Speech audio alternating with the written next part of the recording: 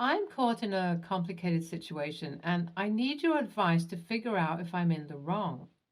It's a story that spans over 19 years and involves my estranged mom. Here's what happened. When I was a kid, my mom made a choice. She decided to give me up for adoption so she could start a new life with her new husband after my dad passed away.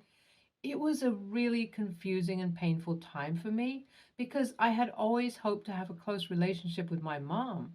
But instead, she prioritized her new family and left me behind. As a kid in foster care, I faced some tough stuff.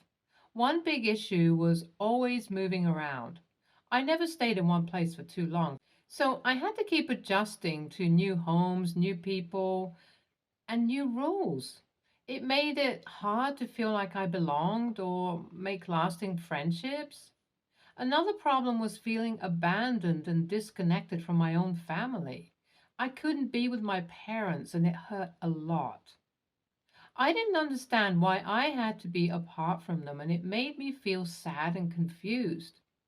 Sometimes the foster homes weren't great either. I had some good foster parents who cared for me, but there were times when things weren't so good. Sometimes I didn't get the support or love I needed.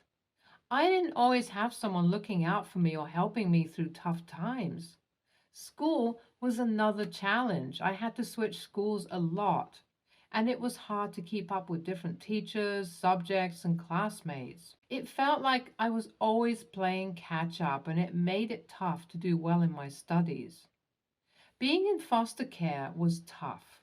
Well, another big problem was that sometimes the money meant for us kids was used by the foster parents for themselves. They didn't spend it on things I needed, which was unfair. And some foster parents didn't take any care of me. It made me feel unsafe and like I couldn't trust the people who were supposed to look after me. Sadly, there were cases of abuse in foster care as well. Some kids were hurt physically, emotionally, or even sexually by their foster parents or others in the foster home. Fortunately, I never had to face that except for a few slaps and a few nights without dinner back in the day. But hearing these things about other kids left lasting scars and made it difficult to trust others. Not all foster care experiences are the same. Some kids are lucky to have loving and supportive foster families, while others face tough challenges. I did not know what would happen. My mom didn't know it as well, but she gave me up and would send gifts through the social workers at times. Expensive gifts. Well, there were days when I struggled to get enough food. She didn't care about me and it made me angry. But with time, my anger turned into indifference. Despite all the challenges, I was determined to make something of myself.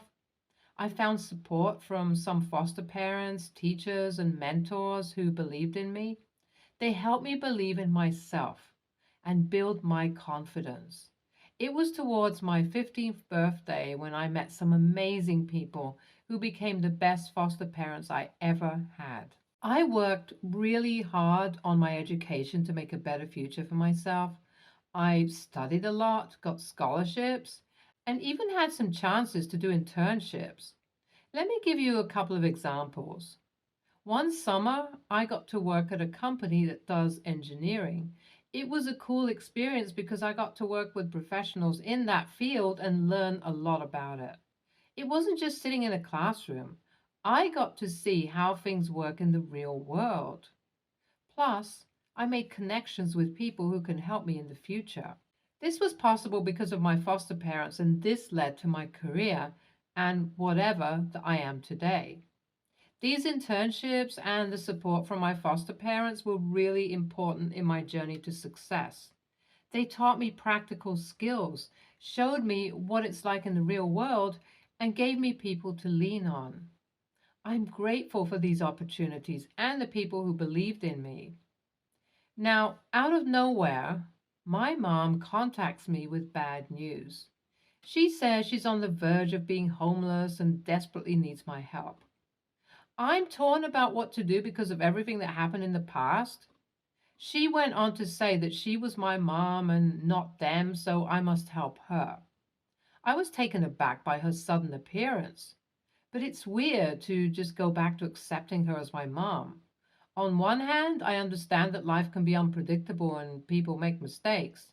I know that anyone can face difficult times, but on the other hand, I can't forget the hurt and betrayal from before. After all these years of being absent, can I trust her intentions? Is this just another attempt to use me for her own benefit? I'm not sure if I even want to meet her. I want to hear your thoughts, Reddit. Am I wrong for being hesitant to help my mom in her time of need? Should I put my past feelings aside and lend a hand? Or is it fair for me to prioritize my own emotions and protect myself from potential manipulation? Update 1. So I decided to meet up with my mom after all these years. I went over to her place, and let me tell you, it was like stepping into a fancy mansion. I was taken aback by how luxurious her house was. As we sat down to talk, she opened up about her financial struggles and how she was on the brink of losing everything. Her husband had left her and her kids, leaving them in a tough spot. To be honest, seeing her worried about her kids and her fancy house when I was left all alone really got to me. I couldn't help feeling a mix of anger and hurt. I mean, she had been living in luxury all this time while I was left to fend for myself. It's hard to wrap my head around the fact that she had the means to help me, but chose not to. I'm conflicted and confused. On one hand, I understand that she's going through a tough time, and I don't want her or her kids to suffer. On the other hand, it's hard to forget how she abandoned me and never lent a helping hand. It's a tough situation to navigate. Now I'm stuck wondering if I should offer my support or just turn my back on her as she did to me. It's a difficult decision to make, and I'm still grappling with my emotions and trying to figure out the right thing to do. Update 2. All right, folks, here's the much anticipated update. After much contemplation and soul searching, I made a decision. Brace yourselves, because it's a juicy one. I decided to offer some financial help to my mom in her time of need. I gave her a sum of money, but let me make one thing clear. It wasn't enough to sustain her lavish lifestyle in that fancy mansion of hers. That's something she's got to figure out on her own. Now, here's where things took an ugly turn. Instead of being grateful, she got angry. Can you believe it? She had the audacity to accuse my foster family of manipulating me. Well, let me tell you, I wasn't having any of that nonsense. I stood up for my foster parents and made it crystal clear that they'd be nothing but supportive and loving. I told her that she had two options: take the money I offered or leave it. I made it clear that I wouldn't let her and the kids be homeless, but beyond that, I wouldn't do anything more. It was a boundary I had set for my well being. In the end, she reluctantly took the money and left. I feel very overwhelmed. Update 3. Hey everyone, here's the final update on this roller coaster of a situation. Things have been quite eventful since my last post, so let me spill the tea. Brace yourselves. So, guess who came knocking on my door again? Yep, you guessed it. My dear old mom. She showed zero interest in getting to know me for a whopping 19 years. I called her out of her lack of care and concern for me all these years. I made it crystal clear that I don't consider her as my mom. Sure, she gave birth to me, but that doesn't automatically earn her a special place in my heart. I ain't playing that game. Look, I won't let her end up on the streets because that's just not who I am. But beyond that, I'm done. This is the end of the line for me. I've got my own life to focus on and my happiness to prioritize. So, my dear Redditors, here's where I need your final judgment. AITA for standing my ground, calling out my mom's lack of care, and deciding to distance myself from her drama? Let me know your thoughts, because this is the last update I'll be sharing. NTA, Wow, after reading your story, it's clear as day that you're NTA. You've been through so much. Growing up in foster care and facing neglect from your mom, it takes so much strength to overcome those. Offering her any kind of help, even though she doesn't deserve it, shows you've got a heart of gold. But setting boundaries? Necessary. Don't let her toxic energy bring you down. That's self respect, my friend. You deserve to focus on your happiness and not be dragged down by someone who never showed up when it mattered. Keep thriving and don't let anyone make you doubt your worth. In this situation, you're NTA. Your mom's sudden reappearance after all those years of abandonment doesn't give her a free pass to expect your immediate help. You've worked hard to build a life for yourself despite the challenges you face in foster care. Don't let anyone guilt trip you into sacrificing your happiness and money for someone who never cared enough before. ESH, while your mom's past actions are undoubtedly hurtful and selfish, it's important to acknowledge that everyone in this situation has their flaws. Yes, she abandoned you and lived a lavish life while neglecting her responsibilities as a parent. However, offering some financial help while simultaneously distancing yourself from her seems like a mixed message. While it's understandable to set boundaries, completely shutting her out may not be the best approach. It's a complex situation and it's hard to place the blame solely on one side. Ultimately, it's up to you to decide what's best for your well being and peace of mind. Next story. I, male, 30, perpetually have trouble sleeping and sometimes will need to or get up from the bed and try sleeping in a different bedroom or spend some time on the couch. My girlfriend, 30, female, is a light sleeper, so this can cause problems when I enter and exit the room. I try as best I can to be quiet when I enter and exit, but sometimes I can be clumsy or not light on my feet, causing her to wake up. Even when I do nothing other than enter and go directly to my side of the bed, usually I sleep in my office to avoid coming in and out of the bedroom, which wakes her up. We have two spare bedrooms, so sleeping arrangements generally aren't a problem. Last night, I felt like I was actually going to be able to sleep, and I decided I wanted to sleep with her. She had work the next morning. After about 10 minutes of laying beside her, I felt like I was too hungry to sleep, so I went to the kitchen to make some food. I accidentally banged a pot and cupboard, which caused her to yell at me, after which I heard her lock the door of our shared bedroom. We had designed one of each of the spare bedrooms to either of us, and the master bedrooms is ours both to share.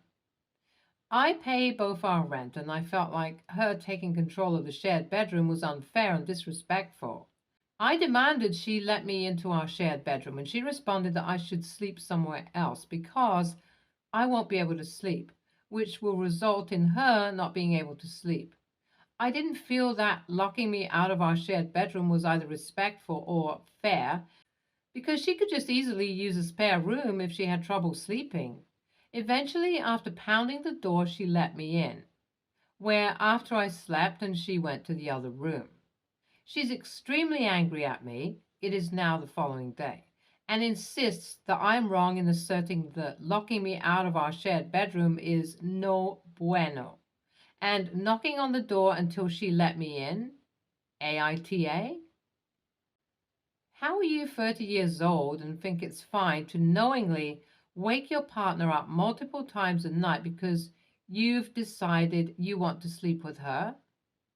Dude, she's not a pillow. She's a person who needs sleep.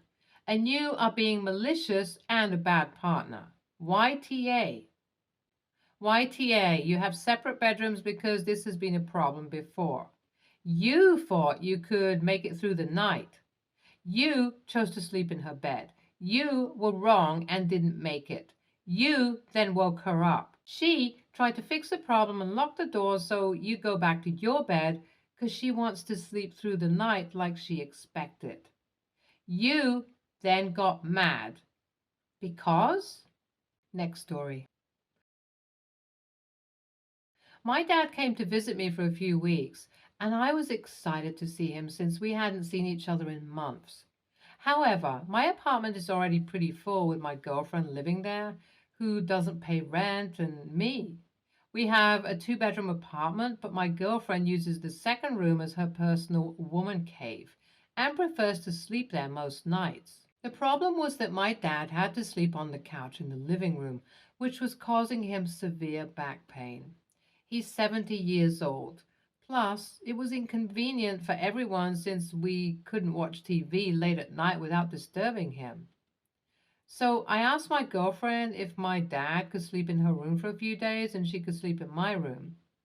Seemed like a reasonable request since my dad was only staying for a few more days. However, my girlfriend wasn't having it. She didn't want to give up her space and insisted that I should sleep on the couch or in her room instead. But her bed was too small for me to sleep in, and I needed a proper place to sleep. I got upset because I felt like she wasn't being reasonable. After all, she doesn't pay rent, and this is my apartment. She still refused and said that I should have planned better for my dad's visit, saying I should have booked him a hotel room. She called me selfish and made it seem like I was the one being unreasonable. Eventually, I got her to let my dad stay in her room, but she keeps bringing it up and making me feel guilty about it. She's actually like I did something terrible when all I was trying to do was help my dad out. AITA here?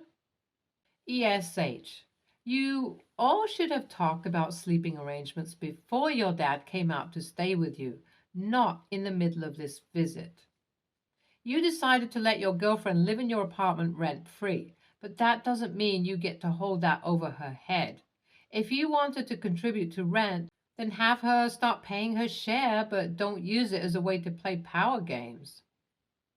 Your father is 70 years old and should absolutely be sleeping in a bed. Your girlfriend is being unreasonable and selfish by refusing to let your dad have her bed for a few nights. Better planning could have saved everyone a lot of trouble and upset. YTA, if you have invited your girlfriend to live with you and are fine with her having her bedroom, are fine with the arrangement, with her not paying rent, then that's what it is. Her bedroom. If you don't like the arrangement, change it.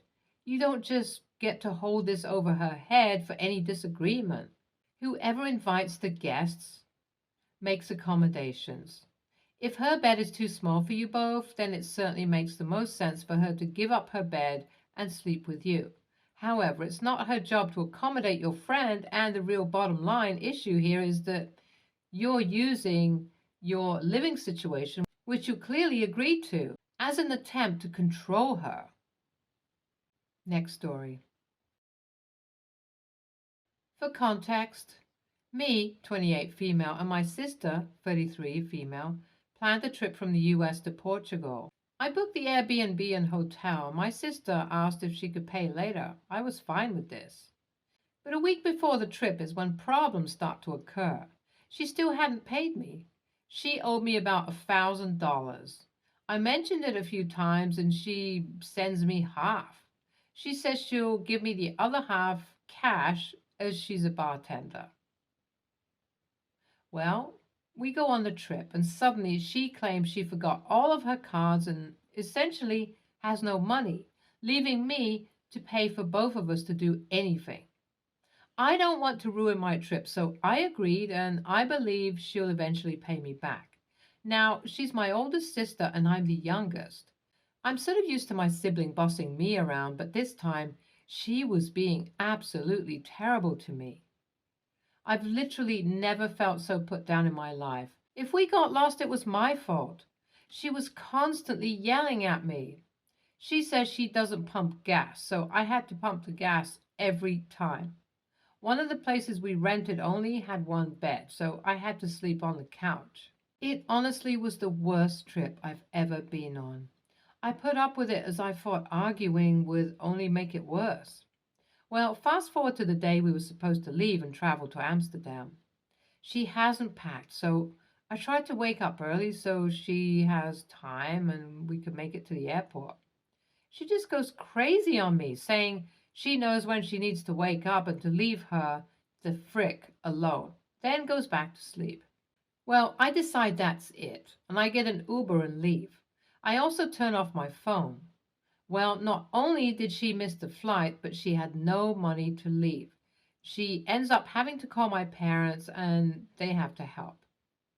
Well, now my whole family is saying how I'm horrible and how I left her in such a dangerous situation. I thought I was finally standing up for myself, but now everyone is upset with me and my sister won't speak to me.